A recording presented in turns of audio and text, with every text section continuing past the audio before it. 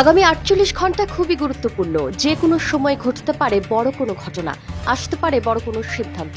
উপদেষ্টাদের নিয়ে ৪ ঘন্টা রুদ্ধদ্বার বৈঠকের পর নিজের পদত্যাগের কথা জানান প্রধান উপদেষ্টা। জানা গেছে শনিবার জাতির উদ্দেশ্যে ভাষণ দেওয়ার প্রস্তুতি নিচ্ছেন তিনি। এদিকে এমন খবর জানতে পেরে দ্রুত তার সাথে দেখা করতে রাষ্ট্রীয় অতিথি ভবন যমুনায় যান এনসিপি নেতা নাহিদ ইসলাম। এরপর বিবিসিকে জানান পদত্যাগের কথা ভাবছেন ডক্টর ইউনূস, জানিয়ে চারদিকে শোরগোল পড়ে যায়। এদিকে পাল্টাপাল্টি ৬ উপদেষ্টার পদত্যাগ দাবি করেছে বিএনপি ও এনসিপি। আবার সেনাপ্রধান জেনারেল ওয়াকারুজ্জামানের সাম্প্রতিক বক্তব্য নিয়ে চলছে নানামুখী আলোচনা সমালোচনা।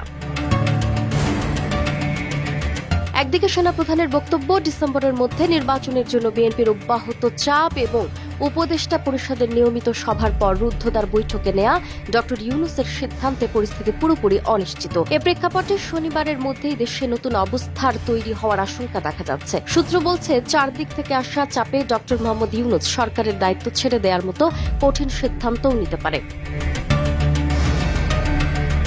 এর আগে জাতিকে বাংলাদেশের ইতিহাসে সবচেয়ে অবাধ, সুষ্ঠু ও গ্রহণযোগ্য নির্বাচন অনুষ্ঠানের প্রতিশ্রুতি দিয়েছেন ডক্টর ইউনূস। কিন্তু দেশ যে পরিস্থিতির দিকে যাচ্ছে তাতে সেটা সম্ভব হবে না বলে মনে করছেন তিনি। যেন তেন একটি নির্বাচন করে তিনি তার দায় নিতে চান না, এ কারণে আর থাকতে চাচ্ছেন না তিনি। বলা হচ্ছে, গতকাল রাতেই জাতির উদ্দেশ্যে ভাষণ দিতে চেয়েছিলেন প্রধান উপদেষ্টা, তবে তাৎক্ষণিক এ ধরনের সিদ্ধান্তের দিকে না গিয়ে কিছুটা সময় নেওয়ার অনুরোধ করেন। পরিস্থিতি নিয়ন্ত্রণে আনতে শেষ চেষ্টা করার কথা বলে বারংবার অনুরোধ করা হয়। পরে গতকাল ভাষণের সিদ্ধান্ত থেকে সরে এসে শনিবার পর্যন্ত অপেক্ষা করার জন্য রাজি হন ডক্টর ইউনূস।